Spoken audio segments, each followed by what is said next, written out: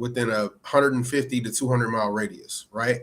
So that means that they couldn't have necessarily come here, during that time frame because, they're promoting a show in Louisville, Kentucky. So those are kind of things that we look at when it comes to bringing artists here. It's not just about paying money and bringing somebody here. There are things in contracts that we have to, abide by saying like, okay, well, where are they coming from? Or, where are they performing within the next couple of months? So, it's a lot of coordination just trying to, even get them here. It's a lot of stuff that goes into it, man. Things like riders, they have riders that, they come with. And so, you got to look at your budget and say, okay, can we take on all the stuff that they're requiring? Like some people require like different instruments and, because they don't travel with instruments. We have to rent those. A lot of people don't know that either. So it's a lot of stuff that goes into, bringing an artist here. So where do you rent the instruments? Is there a place locally or is it regionally or? So basically we use the Andrew Brady Music Center. So they actually have a union for, handling all the back line, and they have, contractual relationships with major companies here. So who exactly they use, I'm not sure, but we just kind of give them the list and say, hey, this is what we need. They go out and get it, and we just get billed for it and we pay for it. Okay. Does that include like musicians, backup singers, anything like that? Or is that the artist? It's just all, all instruments. So, whatever they might need, they might say, hey, we got 6 in our crew. We're going to need a drum set. We're going to need a guitar. We're going to need a bass. We're going to need this specific, keyboard or however many mics, etc. Everything. Are you going to have a DJ? Do we need DJ equipment? Like just everything. So do you when you're going through the negotiation of trying to secure artists for a concert, do you talk directly with them? Are you talking with their managers? Is that an email? Is that a Zoom? Like, how do you converse with them? Yeah, generally it usually starts with the email, and they'll have questions. They want to know the basic stuff. When you want us to come, how big is the venue? Pricing is based on a lot of things too. So, one of the things they consider is how big is the venue. The other thing they consider is, what time of the year, that kind of thing. So, yeah, I mean, it's just a lot that goes into it. Okay. And so the rider basically is a list of things that the artist says that I want to have, and this is just a part of me coming, right? This is like also a part of the pay. So does that include like types of food backstage or? Yes. Baby wipes? I mean, what are some of the things that might be on the rider? Yeah, for example, man, Life Jennings, he's a vegetarian. So he was like, I want vegetarian food. He might have an alcoholic beverage of his choice. I've heard of weird things people say like, hey, I want green M&Ms and I want, incense burning and I want, whatever alcohol chilled when I get there, So, I mean, the writers just have all their preferences, man. We were blessed to work with 3 artists that didn't have any crazy requests. I mean, simple stuff like, hey, a bottle of Patron and some cranberry juice or something, and have my food ready and hot when I get there, and, have some food for us at the hotel, when we arrive in town and all that good stuff. Tell your wife I said hello. Hey. Yeah, she had a great time. Good. I'm glad. We'll get her out for the next one. Had a ball. So that's interesting. So I want to get into some specific, but I understand the sensitive nature as well. No, you good. Go okay, ahead. So I'm just curious about like, and again, give me a range or say you don't want to go there if you don't want to go there. But I'm curious, like, so for the event you just did, if I want to do something like that or somebody out there, what's my initial investment like to get the ball rolling or to get something like that done?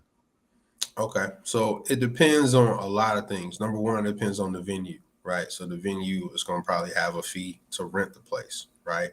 And that requires that you put a deposit down.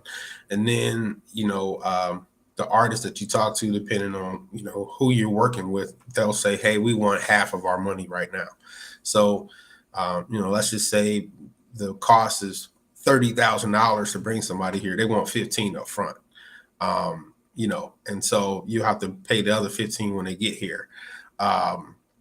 You know, so you got venue costs, you got to consider the rider costs, you got to consider the hotel, you got to consider the ground transportation, you got to consider the security, you know, stuff like that, man. I mean, those are the basics.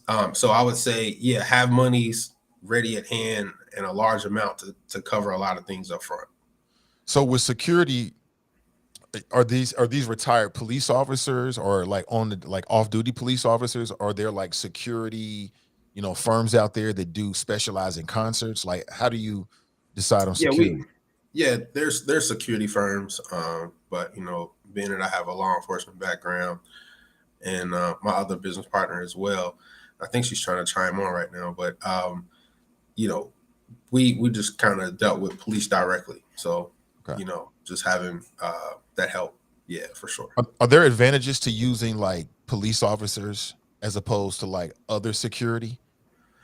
I mean, in my opinion, they're already trained. You know, I'm not saying that security system, you know, companies can't do it, but you know, it's they're trained people, they're trained individuals. They already know the city, they already know the streets. You know, versus, and it's like people that we know. So it's not necessarily, you know, something that we have to, you know, there's companies from everywhere, and they'll come from anywhere. You know, you don't have to just get a company from here. You can be from anywhere. There are companies that travel, so if they're going to travel, we have to give them instructions like, hey, I need you here at this time, and here's the meetup location, and you know, that kind of thing.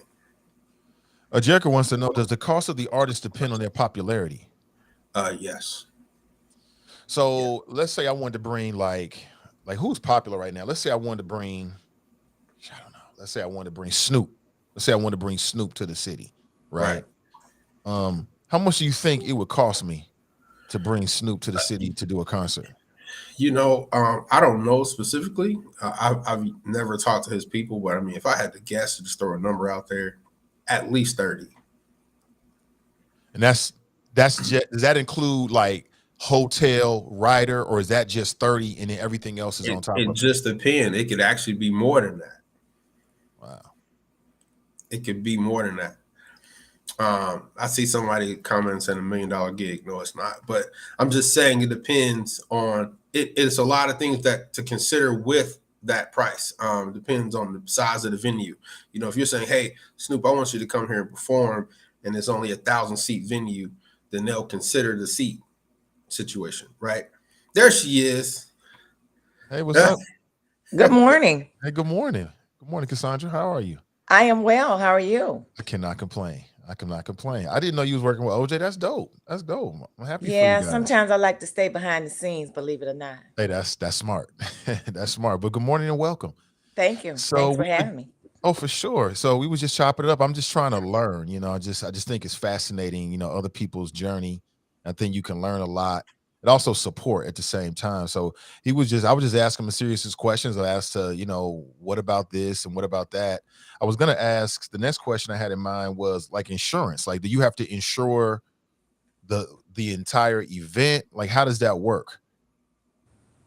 You want me to answer, or you got it? What's up? No, go ahead. Go ahead. You got it. Okay, cool. So, in particular, the venue that we use, it was actually included in the ticket price. So, Oh, okay. you know, so for example, if you got a $30 ticket, they might say, hey, so many cents or $1 or whatever per ticket goes toward insurance and insurance the venue. Okay, so it's all a part of the Andrew J. Brady Center. They like put all of that in it's all Correct. encompassed. Okay, that makes sense. Correct. That makes sense. Yep. I haven't been there, but heard great things about the venue. How many people does it seat? Depends on how you set it up. Oh, Depends I on didn't how know you set it up. I You didn't know know, you we had that had it set up flexibility. where it was like 2,275 seats, and then we had some open like mezzanines that, you know, people want to stand, but then you can get as many as 4,400 in there. Oh, really? Okay, I didn't know they had the flexibility to set it up different ways. That's interesting. Well, that was So the way it was built. It was built for general admission only. But there are times where they can put the seats in. When I say general admission, that means on the lower level on the floor is standing room only. Right. So okay. that's how they built that facility. They really didn't build it to put chairs on the floor, but it just depends on what events are coming in that they would put the chairs there. Now with TWE Promotions, is this a Cincinnati thing? Because I know OJ, you know, you're nationwide in terms of what your business interests. Is this something you just want to do in the city of Cincinnati, or are you looking to do events in other cities? Tuck, go ahead. Well, we're looking to expand, not just here in the city of Cincinnati. Yes, we started locally.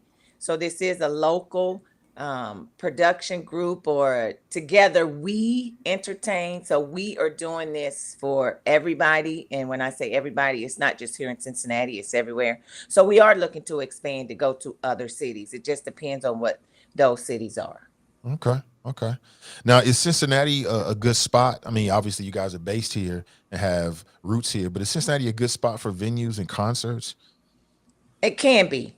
Cincinnati is a rough, and it's fickle. It's different. And if you're into the music industry, or if you've been around for a while, and I've been around this for a long time, I just haven't gotten my hands into it until now. But Cincinnati is very fickle and different when it comes to bringing music here and bringing different artists here. I was told by one of my friends that's a female. She does this, and she says it's a cutthroat industry, and you have to be extremely careful how you do it. So Cincinnati is very different. It's very hard. Unfortunately, it's hard to get the support that's needed from others that's been in this industry for a while. But you know, God is good, and He was good to us on Friday. So we'll get through it. We'll get through it. I don't think the first one was too bad. So Cincinnati is a little different. Okay. Okay. So I want to delve deeper because I've heard that before and I'm born and raised here. So I already know, believe me. But when you say different, what different how? You know, like people's tastes are different, or are you saying that like other entrepreneurs in this sphere are different, or is it both? A little bit of both. From Okay. my perspective, I think it's a little bit of both. Um, we know that the Santangelo group, whom I talk to a lot, I'm very good friends with them. You know, they can get any and everybody in here.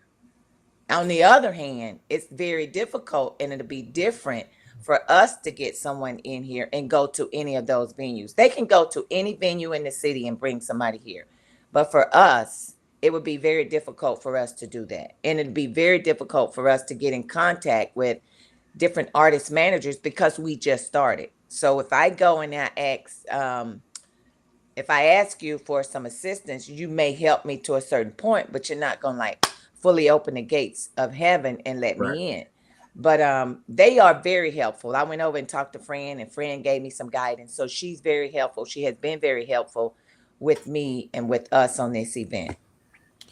Got it. And then to chime in also with that, that is true what she's saying. And the other part that might be fickle is that, you know, we could take a concert and go maybe toward Atlanta and it might sell out the first day versus in a different market it might be last minute. So some markets are last minute, some markets are not.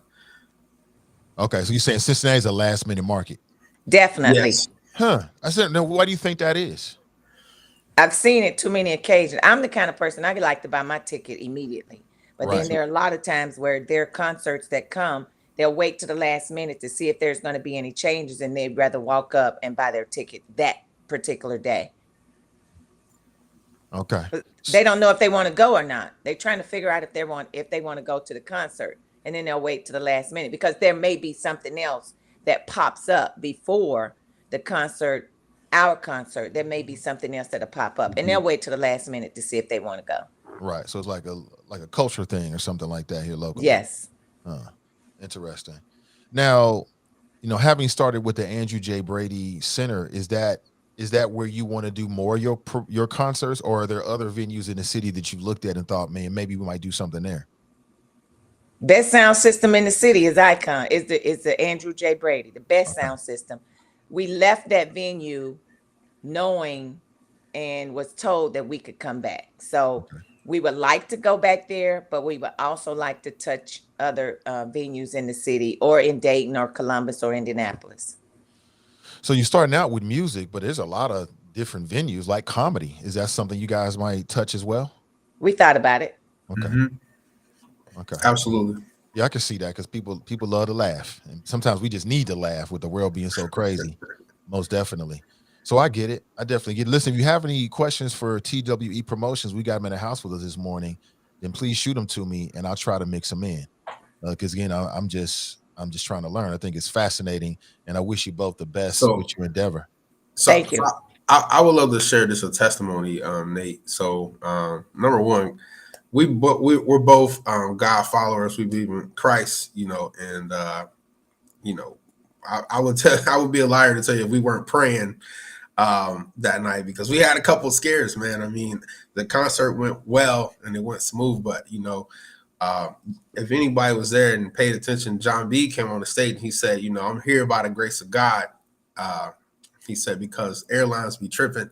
We had a couple of cancellations and things of that nature with flights, and we were like rushing to get, artists here and stuff like that. But I mean, it's so much stuff that takes place behind the scenes that the average person that goes to the concert would not know.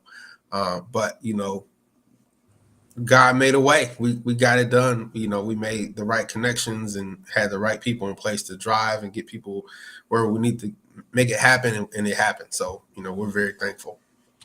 Yeah, I didn't think about that, but you know what? There are times when I schedule guests and I don't even want to announce it because I'm afraid they might not come through. And so I spend all this time and energy promoting it, and they're not there. For you guys, that's got to be through the roof, right? Because the airline's slow or flights delayed. You got thousands of people sitting there waiting, and they don't care. They don't want to hear what happened. All they know is they paid for a ticket, and you said 7, and now it's 9:30. Right. I can only imagine the anxiety that you Right. have just kind of waiting to make sure everybody's here. Yep, you got to wait for traffic, all kind of things. Just everything that plays a factor that you wouldn't even think of, it does play a factor. All the way down to, other concerts being thrown at the same time. I'll be honest, when we went on the schedule around December or so, we were the only concert in April. There was no other concert, and all of a sudden, they had other concerts that came around the same time. So we had to adapt to that. We learned a lot during this process. We learned how to pivot and make changes and maneuvers to make it all work. Kevin wants to know, do you think that the reason people hold back is because they're hoping for pricing to fall to get a deal on the tickets? I didn't think about that. You might be right. Possibility. I mean, I can't really say why people hold back on it, but and then I think they hold back because I was reading some of your comments. I think they hold back too because they don't really know if the artists are going to show up. They don't know if the artist is going to be here. So they want to wait to the last minute. They don't know if the concert is going to be canceled for whatever reason, because you and I know that COVID has held a lot of concerts, have caused a lot of concerts to be canceled. But I'm the kind of person that if you're going to go to the concert, you're going to spend your money on the ticket to go to the concert. It just depends on who you want to see. Mm-hmm. I see one of your listeners are asking about the days that they come in. Do we have control over that? Actually, we do. Yeah, we have full control over what day an artist can come in, and it's really up to us and the promoter. So okay, again, this might be an obvious question, but I ask it anyway just to keep the conversation going. Are there some days that are better for concerts than others, like Friday, Saturday, better than like a Tuesday or something like that? Or I think the weekend. Yeah, the weekend is always good, but you have to. What we did was look to see. This is what I was told. You always get the venue first. Once you lock the venue in, you can go get your artists, because your artists want to know where they're going so they can look at the venue. Right. So you have to lock in your venue first before you get the artists. Okay. Mm-hmm. Man, you talking about scary. So you got to lock in the venue. You already coming out the pocket before you even get the artist. Right. Wow. So when you lock in the venue, you got to pay that up front, I would imagine, right? Some kind of retainer or holder fee or something like that? Yes. That is correct. Yeah, I would imagine, right. Wow, man. Interesting. More questions. Let's see. Brandon writes, when an artist does a meet and greet, is that the artist's money or does the promoter get a piece of the bag also? Honestly, it's a combination of both. I guess it depends on negotiating with the artist, because I know a lot of times, they want extra money to do extra things. That fee that you pay them, they're like, hey, I'm gonna show up, I'm gonna perform, and I'm out of there. So anything extra involves extra money. But I will say that we're in a situation now where a lot of artists are like, you know what, I don't want to come in contact with too many people. So they put in their contract up front, like, hey, we don't want to do a meet and greet. We don't want to do X, Y, and Z. So it just depends what's in the contract. Mm-hmm. Do you also negotiate with the artists in terms of how much they're going to help you promote? Because I saw that you were doing some social media stuff. You had the artists that were like doing videos, and you would post a video, say, hey, listen, I'm Michelle A, I'm John B, I'm coming to Cincinnati. Is that something you negotiate as well? Yeah, absolutely. Yep. Okay. And our artists, the good thing about Michelle and John, we asked if they would do it, and they just did it. Now there are Right. some artists that will include that in their fee, Right. but those two did not include it in their fee. They did it because they wanted to do it. Correct. here's a question. Lemmy wants to know: Are you guys employ a promotion group on promoting? I guess she's asking, but you're a promotions group, so I guess she's asking, do you have somebody else that does promotions for you? I think that's what she's asking. No. We do it ourselves. You just We do all the promoting ourselves. We reach out to the individuals, and we do everything else we need to do ourselves. Right. So let's stay there. Let's talk about like promoting a concert sort of like post-COVID. So you've got your legacy media, traditional media, you got your digital media. And again, I don't see everything. I saw some of the stuff you guys are doing on social media, but what was your strategy with this particular concert? And did it work for you? How are you going to tweak it, if that's even relevant? Well, I'll let you chime in, Tuck. But first, I would just say it involves standing outside on a lot of cold nights. It was 20 degrees when New Edition was in town, and we were out there passing flyers, man. I mean, we're just dedicated. I feel like you appreciate it more when you're more hands-on. And so we went to a lot of concerts that were in the city, and when they let out, we wanted to get the message out to the masses. You know, that was the crowd that we were going for, right? Hey, John B, Michelle A, Life Jennings coming to town. You know, Rick Sexton is going to be there passing out flyers. So that was one of the strategies. Yeah, and then we had to do, of course, you saw it on social media. So everybody does social media. I mean, everybody does social media. So you have to put your events out on social media. Some people put their business on social media. So if you're going to do anything, the number one thing that we've learned is that social media it works well, and it gets the information out there. We did go the traditional route too, because we put it on the radio station. So we did every avenue possible to get this event promoted and get it out there to the masses. Right. Tanika writes, no, go right ahead. OJ. No, I'm just going to say the internet is the easiest way to reach the masses without having to travel to Indianapolis or wherever. I mean, that's just the best way. You can set up things and hit the whole region. So now, did you do anything specifically in other cities to promote this other than digital, other than social media? Like, did you go to any concerts, and let's say, and I don't know where people come from, let's say Columbus or Chicago or something like that? I know people drive for the music fest. Did you do anything like that? Most of the places I went to was in Cincinnati, but I did go to Dayton. I did go to hit Okay. Dayton. Yeah. Shout out to Faith Daniels and everyone at WROU. They were amazing with helping us promote this thing and getting the message out to the people in Dayton. So we're grateful for that. Tanika wants to know, how do you select the local opening artist, and do they get paid? Yes, they do get paid, unless they would like to be a part of the show and they actually volunteer coming on and say they would do it for free. So we try to find someone. We had Rick Sexton. He's hot in the city of Cincinnati, in the area, period. So he's a hot act in Cincinnati. So we found him. I actually know Rick. So he volunteered, and he said he would do it. He would love to be a part of it. But we try to find local artists, and we try to listen to them and see, if give them the opportunity to come up on the main stage, on the big stage, Right. with hopes that they will be chosen by somebody else or get more business from people in the audience. So we choose them, they choose us, and yes, they get paid. Mm-hmm. Let me see more questions. Brandon wants to know, do the artists get paid up front, or is it half up front, the rest after the concert? Yep, that's exactly what it is.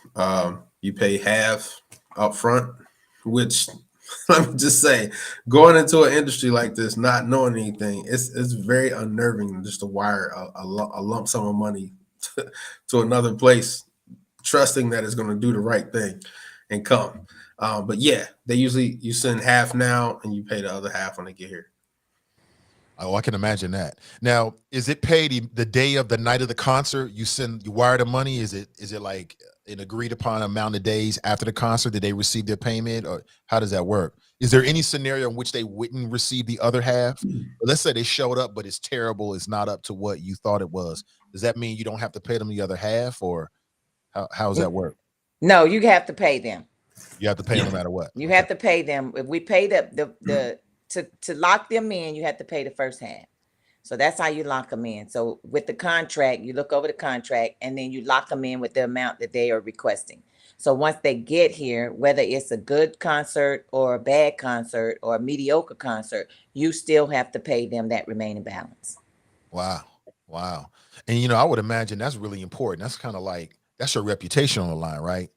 Because if you don't pay the artist is going to talk to the other artists and be like, "Nah, don't F with TWE," and that's the last thing you want. I can imagine that. Right. Yeah. Oh, right. And they want their monies like hours in advance. So, like, all right, we just landed. Here's the meeting spot. We want to get paid. Right. Then we'll show up to sound check. Then we'll, yeah. Is that a bank transfer? It's not like Cash App, right? It's like a bank transfer. Is it PayPal or is it straight routed to the bank account? Is that what it is? Most artists go with wires and stuff like that. It just depends. Man, interesting. Sheila writes, I bet that's scary. I bet it is scary, man. Oh, yes. You don't know what's gonna happen. If you're gonna get a return on your money, I can only imagine, but no risk, no reward. That's correct. What it is. Yeah.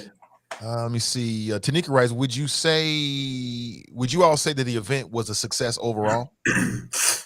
Yeah, I would. I would. Absolutely. I mean, anytime that you can, number one, put on a concert and everyone rave about it and say how well it was, and when you keep hearing people say, "Hey, when's your next one?" That's always good. Nobody left our venue upset. All the artists showed up. We made money, so yeah, I mean, that's a good thing. Most times they say people that throw their first concert usually either don't make money or they break even or whatever. So the fact that, we had a nice turnout on our first show, it went well. Are you planning on doing another event sometime this year? Here in the Working city? on it right now. Yes. Okay. Well, listen, guys, I really appreciate it. If there's anything you want to share with the audience, please go ahead and do so. Again, I wish you guys the best. I think it's great. I love to see my people doing well and shining and stepping outside their comfort zone and doing new things. Again, I just feel like you can learn from what other people are doing and take some of that positive energy and also give positive energy, right? That's what it's all about. It's about giving positive energy and kind of learn as much as you can from people that's doing stuff. So anything you want to say with the audience? Hey, simply thank y'all for y'all support. Continue to support us. Follow us on Instagram and on Facebook at TWE Promotions. One last question. I'm famous for this. Sure. One last question. So did you videotape the concert? And if so, is that something that will be available on social media? Is that something you can package and then sell in the future? No, that's absolutely prohibited. Oh, really? Yes. Yeah. Wow. Prohibited by the venue or by the artist? The artist. Wow.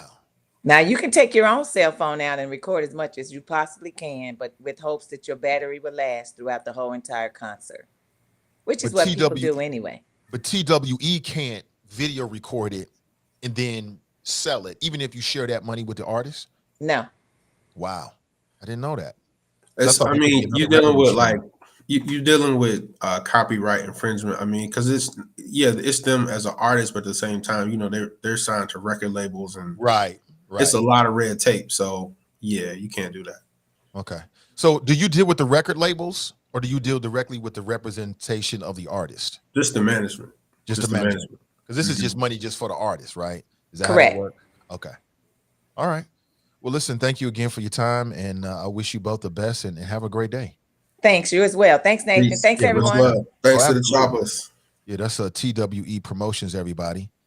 Man, that's great, man. That makes me feel good. I love to see my people doing well and shining and as I said, trying new things and just setting an example for the rest of us.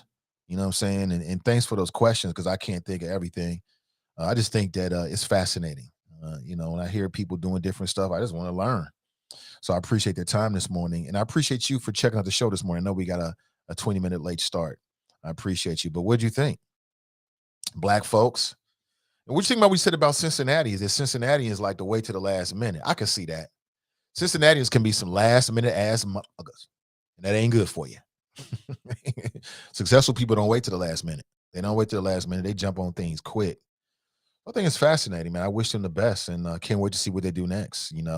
I got to know OJ just through the show and, just some promotions with what he's doing with real estate. And when I found out what he was doing, I was like, oh, man, this is super dope. This is great, man. And, I don't care who you are. You can always try something new, right? Saying, you know what I'm saying? You can always do something different. You can always make a pivot. What I tell people is no matter how crowded the marketplace is, if you're going to do something quality, then there's a place for you. You might have to work at it, but it looks like, and again, I wasn't there. We gave the tickets away, and then I told you the wifey went with a friend of hers. They always said great things about it. Said great things, glowing remarks. It was 10 out of 10. So I can't wait to go down to one of the venues at the Andrew J. Brady music venue. Check it out. Show my support. I just had some things that was going on, and she had a good time. She had a really good time. So all the folks that got a chance to go, and I hope you enjoyed it. Hope you enjoyed it. It looks like they're going to be coming back for more. That's a beautiful thing. Beautiful thing. All right. Hey, what's up, Cole? What's up, Cole Black? Good to see you, brother. It's been a minute, man. Let me see. Kevin writes, didn't think of this. Think of my question time. Let's invest in something like this in our group. I would be down with that. I would be down with that. I would be down with investing. I mean, there's no sense of recreating the wheel. For me, it's like if I see somebody already in that space doing it, I mean, you could do whatever you want to do, but I'm like, shit, just invest in them. You know what I'm saying? Just get behind what they doing. That's what my thoughts would be. And we already are. We already are supporting brother OJ and TWE. I just like OJ. I like his story. I like him as an entrepreneur. And that's just me. Like I said, you can expect more of that. I want to talk with black and brown entrepreneurs, people that's doing shit here in the city, the country, the region, the state, to promote them, number one. And then number two, to learn from them. You know what I'm saying? Learn. You can never be, I don't know a damn thing. I'm not smart. I'm not smart at all. But I'm smart enough to know that. I'm smart enough to know I'm not smart. I'm looking at other people that's out here making things happen, trying to learn from them. So that was fascinating. Fascinating. Lemmy writes, I hope TWE works with Alicia Reese on Black Walk of Fame. Yeah, and I know there might be some other black concert promoters. I'd love to talk with them as well. I like OJ, but I want to support my peoples across the board. So let me know. Kevin writes, what's up, Damon? What's up, man? Good to see you, brother. He writes, as a promoter, I've learned that from my Cincy folks. So it is true, huh? I wonder what that is. Is this something like, is that like a Cincinnati thing? Is it a black thing? I don't know what that is, but I can't say I think that's wrong. Cincinnati can be a really, Cincinnati audiences can be very fickle. They're right about that. Like I've been in front of Cincinnati audiences for 20 years, and Cincinnati audiences can be very fickle, but they're like audiences I would imagine anywhere else. Like if they rock with you, they rock with you. If people rock with you and you can earn their trust and, they feel like you're going to deliver for whatever they're looking for, then they'll rock with you. But it takes a minute, I think, to learn them and for them to trust you. You know what I'm saying? And maybe that's a good thing about Cincinnati audiences. I don't know.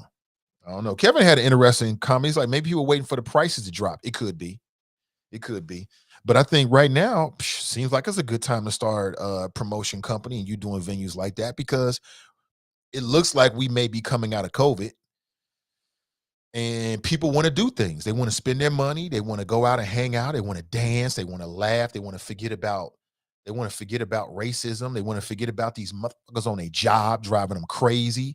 They want to forget about their personal relationships that may or may not be working for them. They want to forget about all the headaches and troubles and just go laugh and dance and smile and eat and fall asleep.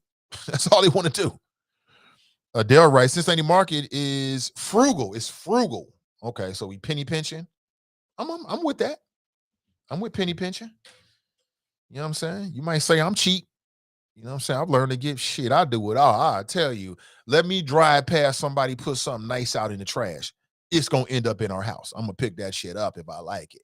I got a table right there. I got that shit out the trash. I ain't got no shame in my game at all. Our couch, we got a couch in our living room we had for the last 10, 15 years. We got the shit out the trash. Shit was like new. Why we go buy something new? So I'm all about the penny pinching. I'm gonna tell you. And I'll say it again. Why waste money I ain't gotta waste? I say that for something that it's like a great experience or something. Like I got a daughter that's on her way to college. Shoot. Right, Daryl, right. Frugal is not cheap. It's not. It's not cheap at all. So I'm frugal on some things, but on other things, shit, you gotta pay for it. It is what it is. Yeah, that was great. Angela writes, I love to see people shining, man. I love to see my people being successful. I love it, love it, love it, love it, love it. Good morning, Nathan Chopper. Say good morning, Angela. Sister Iris writes, good morning. Good morning to them. We got to catch up with Sister Iris, hopefully maybe tomorrow or sometime this week, because the collaborative 20 years this week. We got to talk with Sister Iris and get her perspective and just hear the story. I mean, we're talking about oral history here, right? We're talking about recent history. And again, another success story. Like this is what can happen when people in the community say enough is enough and we're going to get involved. And it's still possible. I'm not the doom and gloom guy. That's not me. I'm extremely optimistic about what we can accomplish together individually. I'm extremely optimistic about the city and what the future of the city could be. I'm extremely optimistic. Now, when it's time to go there, nobody's going to go there the way we will here on this show. Nobody. But generally speaking, I'm very optimistic and I see great things happening around the city. And I would just add that what TWE is doing is just another one of those great things. So I don't know. Maybe somebody's listening. You're thinking, hey, I want to rock with them in some way. Maybe you want to work with them in some way. That would be great. That would be excellent. Darlene writes, Grand Risings, Nate and the Choppers. Good morning to you, Darlene. Marsha writes, good morning, Nate and the Choppers. Good morning. We've been to some amazing concerts here just over the past few years. Oh, me too. Oh, yeah. Oh, yeah, you got to, man. Oh, absolutely. Like I said, Cincinnati, we got some work to do. No doubt about it. No doubt about it. But Cincinnati has a lot of the foundations that are in place to make this city, a destination, maybe even for Black folks. Very, very soon. We'll have to wait and see. How many people are going down to Finley Market? Are you going to opening day parade or the festivities? I ain't hating on you. Enjoy yourself. Now, I've always said the Reds don't deserve a parade until they get to the playoffs or win a championship. But if it's tradition, people want to have fun, go have your fun, enjoy yourself today. I was planning on doing, I had some plans to be downtown this afternoon. And I forgot about opening day, so I'm gonna have to scrub that and maybe adjust to it. But I don't know. It's gonna be opening day festivities. Like I said, I'm more of a basketball person more than baseball or football, but I can get into any sport. It don't really matter. I can get into it. And my son was talking about opening day today, and I asked him, "You want to go to a game?" He's like, "Yeah." So me and my boy, yeah, that's right. I'm cheesing. Oh my gosh. This is so much fun, man. Having a junior, he looks like me, named after me. Oh my God, it's just too much fun. I'm having way too much fun. No man is having more fun than I am right now. No man in the world, I'm telling you. But I'm gonna end up taking him to some games this year and let him get some hot dogs. Of course, I won't be eating it. And he was like, "Well, Dad, what if the ball comes toward us and we got to catch it?" It's all the stuff you can do with your children. You know what I'm saying? Did the same things with Medium Buddha. Now I get to do it with Junior. So if you're going to be going downtown, I mean, all you got to go is to go to Cincinnati.com or WCPO. They got all of the routes and what streets are going to be blocked, and go down and enjoy yourself and have some fucking fun. Have some fun. Enjoy it. Let me talk about some more issues here. Some things that, well, let me talk about some current events here. I was reading that the I-Team, this is interesting. The I-Team did an investigation, and what they found is that a former Hamilton County Sheriff deputy was smuggling marijuana into the jail. The brother, from what I remember from the photograph, he was arrested last Friday by Renew Regional Narcotic Unit. I didn't even know it was around. Apparently, the deputies have been conducting a lot of search of the cells, and they found excessive amounts of marijuana and tobacco. And it looks like this officer or this sheriff deputy was smuggling it in. Jason Robinson, 22 years old, charged with 2 third-degree felony counts. 22? Gosh darn, Jason, you just started, man. My God. Where's Stephen A to say, stop the weed? Lay off the weed. Gosh darn, man. You're 22. You just started your career in law enforcement. You going out like this? If that was my son, I'd smack him in the back of his head, boy. What's wrong with you? Now you done effed up. But it goes to show you how that shit be getting in them jails, lockup facilities. It be them guards. From what I read in the article, apparently he was compromised by an inmate. I don't know what that means. But he's no longer employed with the Hamilton County Sheriff's Department or Sheriff's Office as of right now. Smuggling weed into the JC. Not a good look. Not a good look, man. But, I mean, but the other part about it, I'm like, yeah, it's a lockup facility. You shouldn't be doing it. But it's marijuana. But I get it. It's a lockup facility you shouldn't be doing. Like, you can make an argument that maybe they should be allowed to have marijuana, right? Everybody can have marijuana, but it might turn into a problem, I guess. Again, I'm not in that kind of world, so I don't know enough about it. I'm just saying that just look at what happens with this drug shit. So you got officers that get caught up. This ain't the first time we heard about this. You get officers that get caught up because they can't resist the temptation to smuggle some shit or steal some shit or sell some shit or steal some shit. And we talking about some plants, yo. That's all it is. Now, I get it. Lockup facility, that's completely different. There's a whole different set of issues there. But just like in regular life, you can have up to 100 grams in Cincinnati. Officers won't do nothing to you. It's commonplace to see law enforcement, like police officers, Cincinnati police officers standing there, and within 10, 15, 20 feet, you got people just smoking and rolling blunts. I just saw that. I just saw it. I was going to pick up my son. I was driving through Avondale, and it was right before you get to that corner where Richie's is. It was like a week and a half ago. There's like a basketball court there. I don't know what was going on. The police was over there. The news was over there. We got stuck in traffic. My wifey was with me picking up my son because he goes to Fairview, which, if you know, is at the top of the hill, right, in the Gaslight District. Just goes to show you just how close we are. You go to the top of that hill. What is that, Whooper? You go to the top of Whooper, Gaslight District, you know, 2, 3, 4, $500,000 homes. You go down the street where Richie's is, it's like you in the projects. It's the craziest shit ever. Are other cities like this? Like, literally in Cincinnati, you can drive 2 blocks and go from what looks like Indian Hill to the damn projects. Literally. Like, that's just how heavily concentrated the wealth is and just how close people are packed in together in Cincinnati. But anyway, so we driving past it and we look over, cops sitting there chilling. This dude's out there rolling up joints. You know what I'm saying?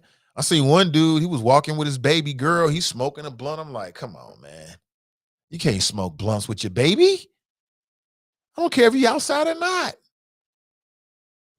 But my point is that we talking about marijuana. Like, part of me when I read it, I'm like, yeah, you got to go, bro, because you breaking the rules. And what you gonna smuggle in next? A weapon?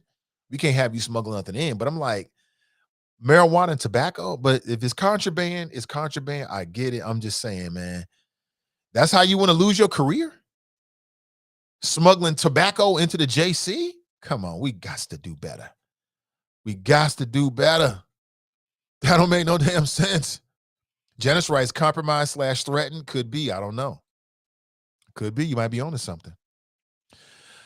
A woman who grabbed a black teen in a New York hotel over a suspected cell phone theft takes a plea deal. Remember this woman? Her name is Maya Ponsetto. Matter of fact, she's the cover story. Let me throw it up here again for you.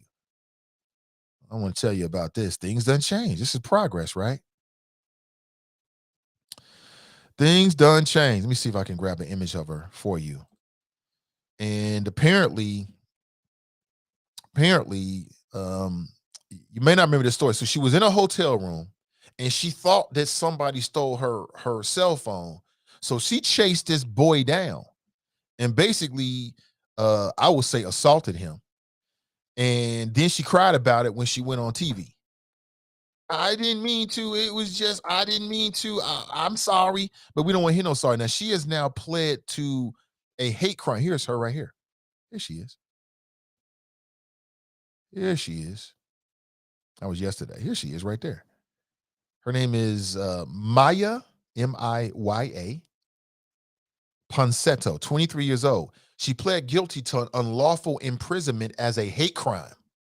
You out here committing hate crimes? You out here committing hate crimes.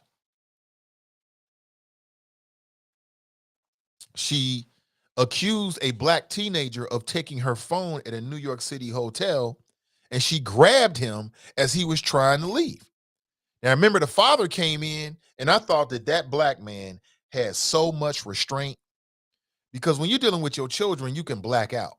You can black out and wake up and like, damn, I didn't seriously harm somebody. When you're dealing with your children, that's just not a good thing.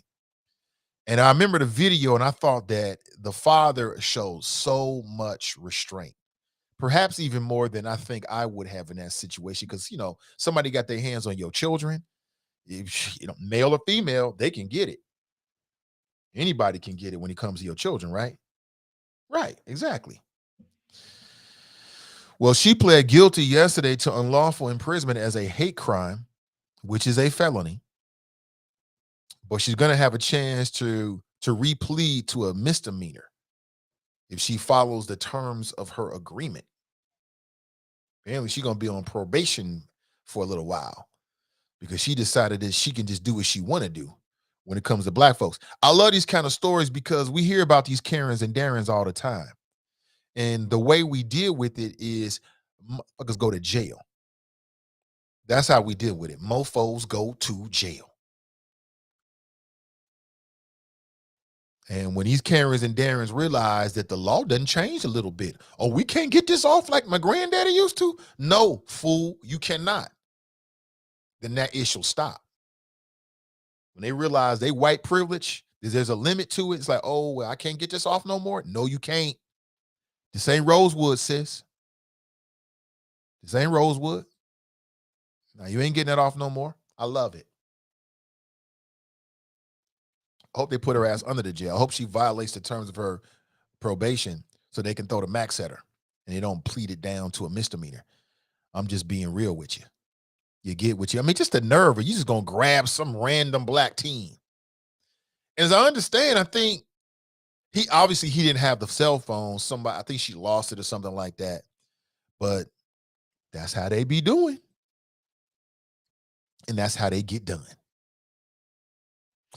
TNT writes, it's contraband. A hairpin can be illegal. I realize that. I know in a lockup facility situation, it's contraband. I'm just saying, like, I don't know the principle behind it. We talk about plants. You're talking about plants. And maybe the reason why they can't have tobacco in there is because it creates like an underground market, but it seems like there's already an underground market to it. I don't know. Maybe if everybody had a blunt in their jail cell, it might make jail a better place. I don't know. It could make it a more dangerous place. I don't know. But, It just seems like a really silly way to lose your job. But Cash writes, yes, I said the same thing the other day when I was over there. Some streets look so nice, and right around the corner was the hood, right? Right. Yeah, you were just there, right? Absolutely. Yeah. Top of the hill is what they call the gaslight district, Cass.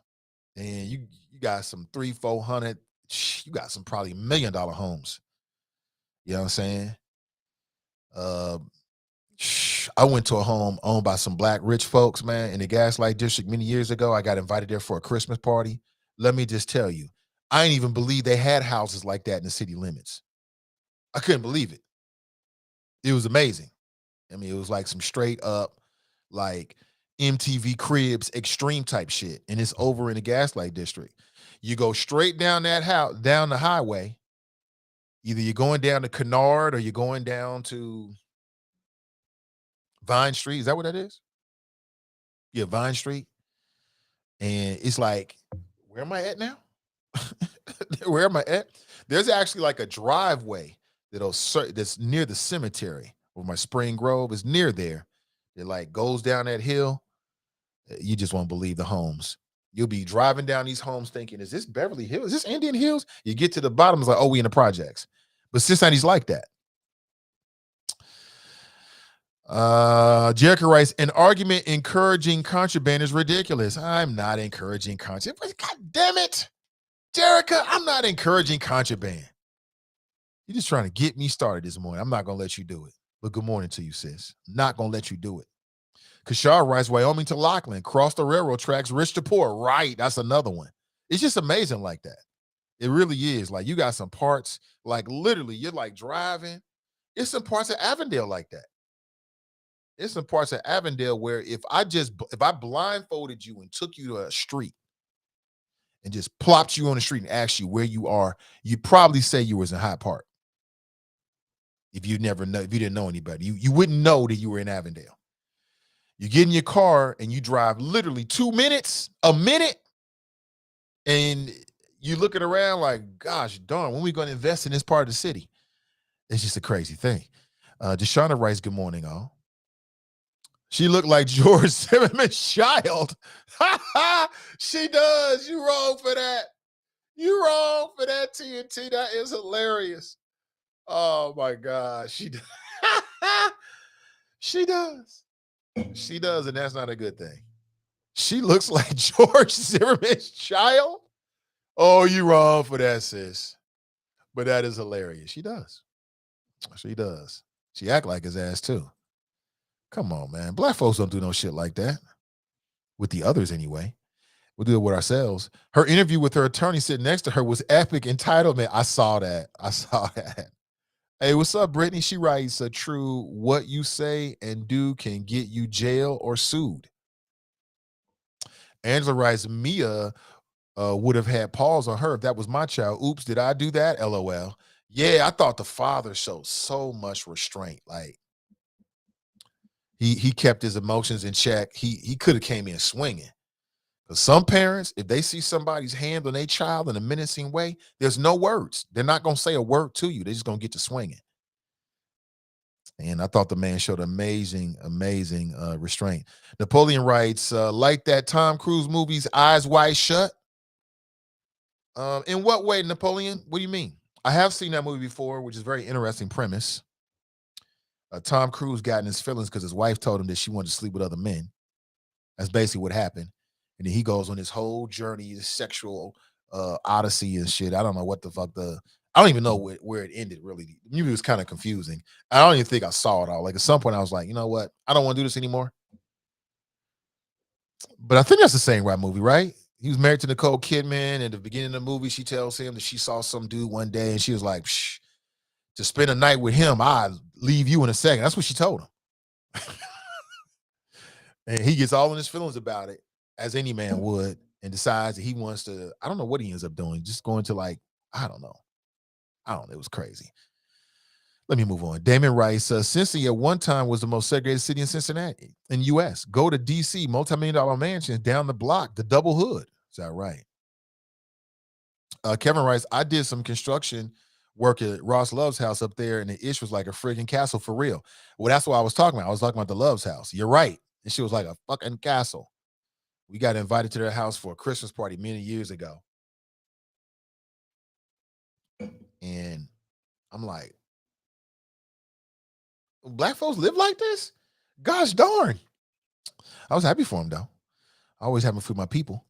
TC writes, the correctional officers will not be the only one arrested. Trust and believe there are more, probably. Jerica writes, have you read the story about the black guys whose YouTube girlfriend stabbed them to death and she's not been charged yet? Yes, I have. Yes, I have. I've seen a couple of videos. I saw a video of some people chasing her down. She was out at the mall, like, you gonna kill this black man and get away with it. I saw a video of her with with a podcast, and she was talking about how she likes rich black guys. Yeah, I did see that. And the question mark now is, why hasn't she been arrested? People are saying it's privilege, race and privilege. Napoleon writes, the comparison I'm making is that hidden inside society, because they had wild parties on some back streets and mansions around the corner. You'd be amazed was even there. Right. I feel you.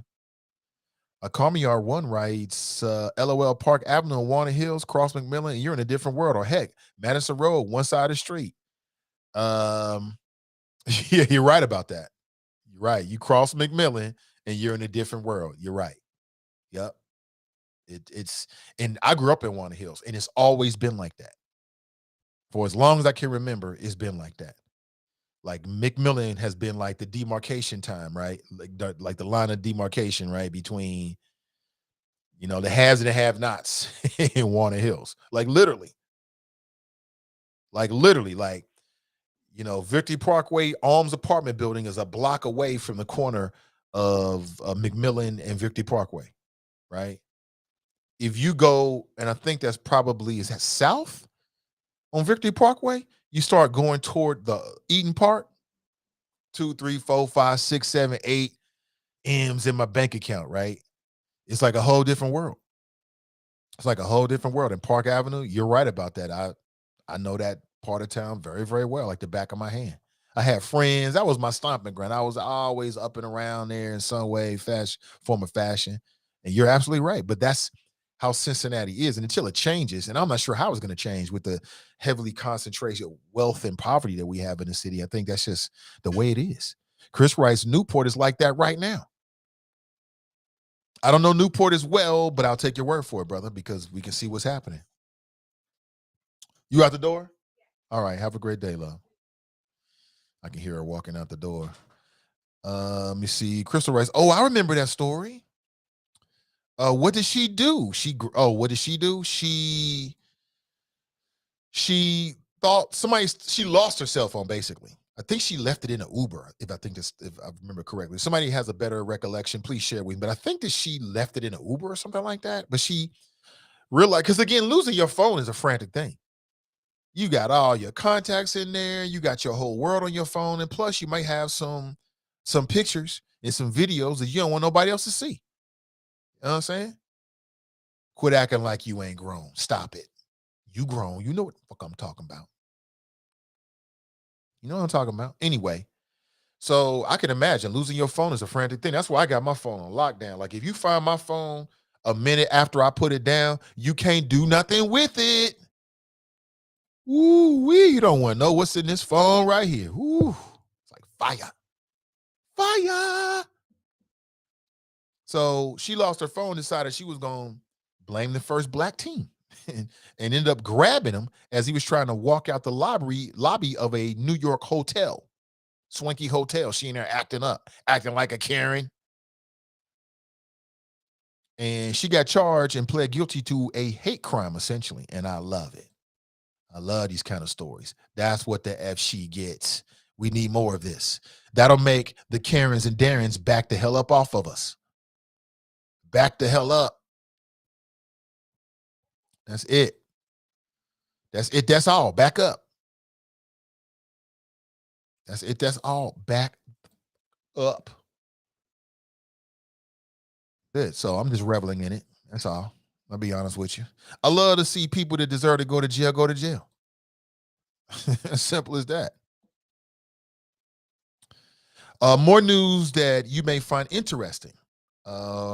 We talk a lot about the conversation comes up about reparations, as it does with most Black audiences that talk about politics and things. I think most people in this audience will agree that the descendants of slaves are owed a check.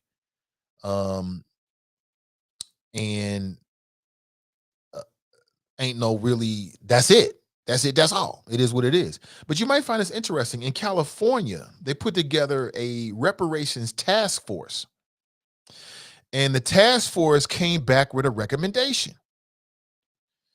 The recommendation is that the task force recommended that there be a lineage-based approach to reparations, meaning that only Blacks with a direct American slave ancestor should receive benefits.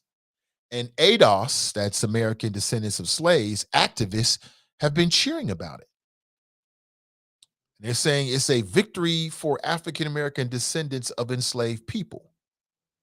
And they say that the reparations should not be shared by other Blacks or minorities, just the descendants of enslaved people, which means now you got to prove it.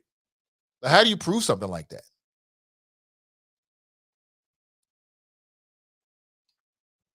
I got to get DNA tests.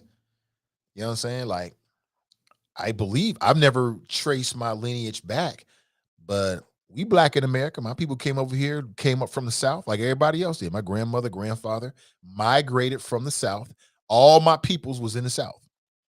You know, like most of you are. Most of our people came from the South, migrated up north because they was trying to get away from Southern racism and lack of opportunities.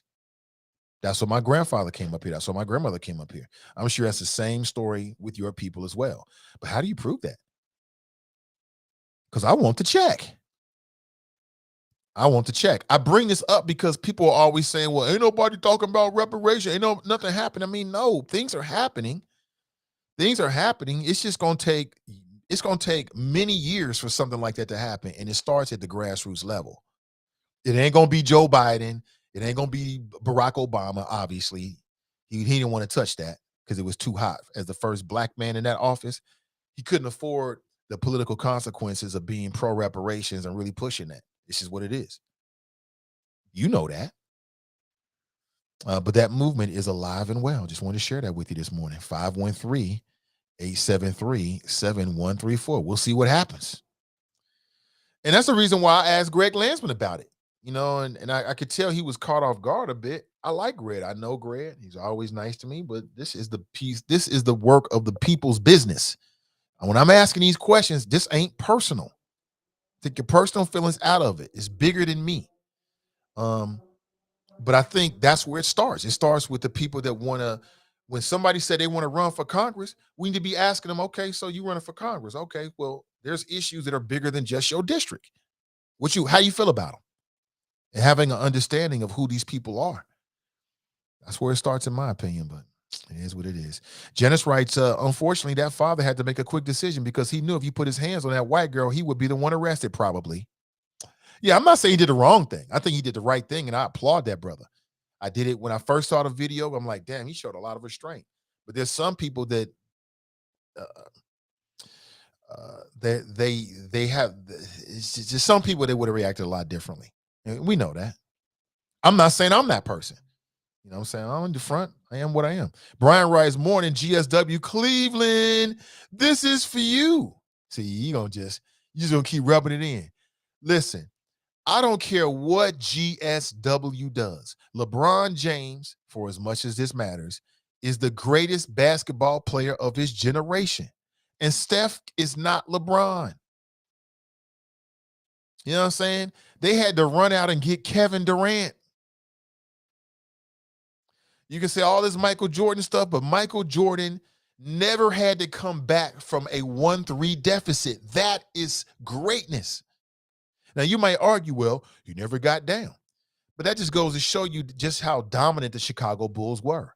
In all of their matchups, they were the overwhelming favorites in every single one of them. That first championship against the Lakers was old as hell. Magic Johnson was old as hell playing against them young bucks.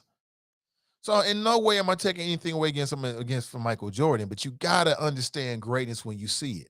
And LeBron is balling at 37, 30 points a game in the NBA.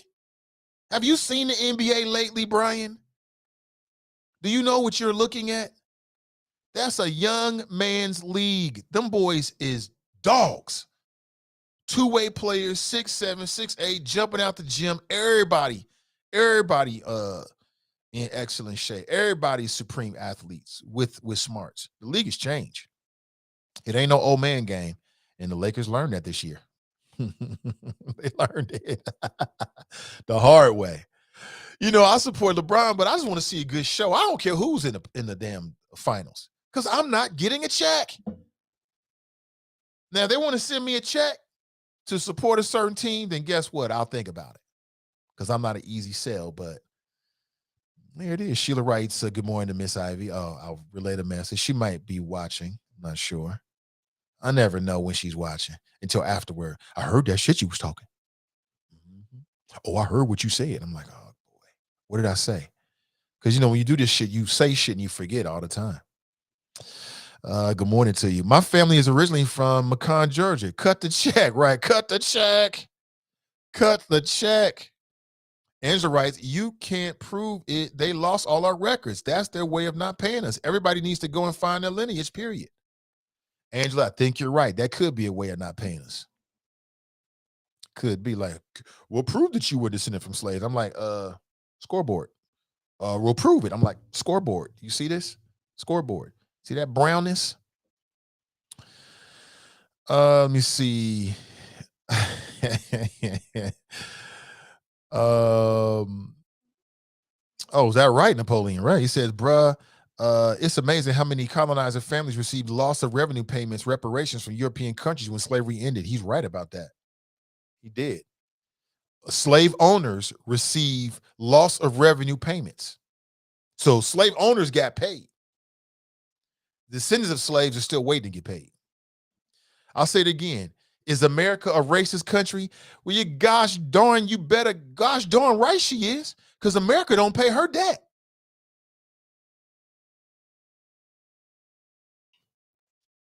You try not paying the IRS. You try not paying your debts to see what happens. But America got a huge debt to pay to all of us, and she ain't paid it. And until she do, she's racist as hell, period. I don't care if we have a first all black everything. Until she pay her debt, America remains racist. It's the same way when you done something wrong to somebody. Until you apologize, then you ain't apologized. You ain't remorseful. Simple as that. You can't be remorseful without apologizing. And you ain't going to stop being racist, America, until you cut the check. Cut the check. I'm waiting. I don't know why. I ain't going to do shit with it. Pay for my daughter's college tuition. That's about it. Shauna writes, I can prove it. Our family plantation is the only plantation left in Georgia. Is that really right? Damn, that's interesting. I wonder what that's like to know your lineage like that.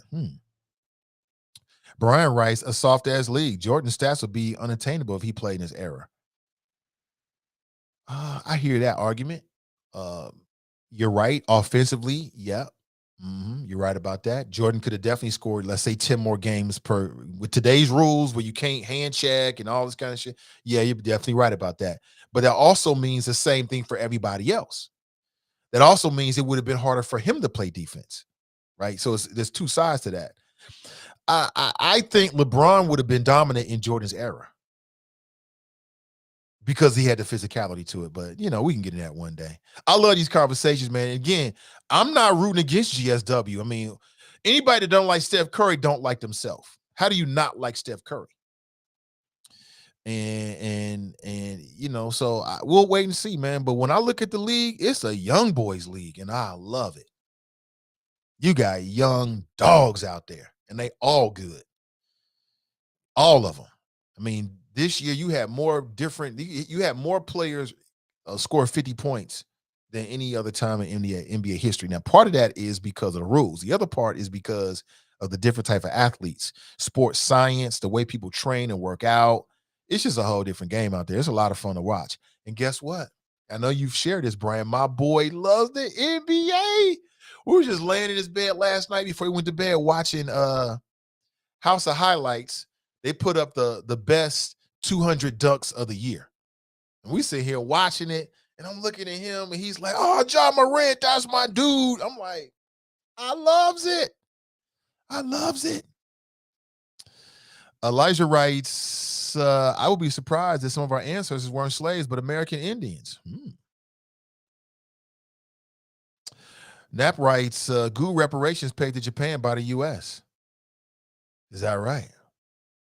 Jerker writes, $5 Native Americans, a.k.a. YouTube folks, currently receive financial benefits just as natural Native Americans do.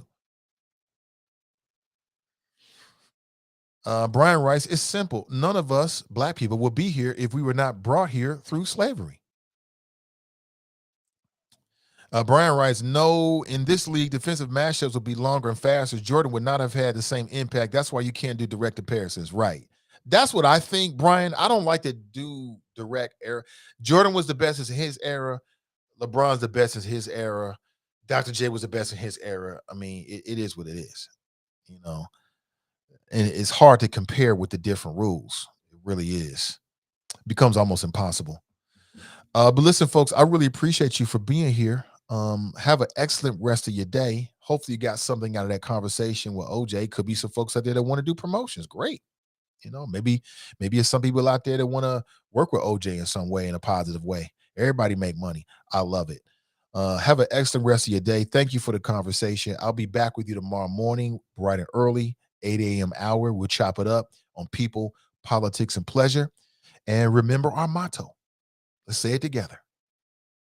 Winners focus on winning, and losers focus on winners. So stay focused and stay winning, and we'll talk real soon. Until next time, I'm Nate Ivey, and I'm out.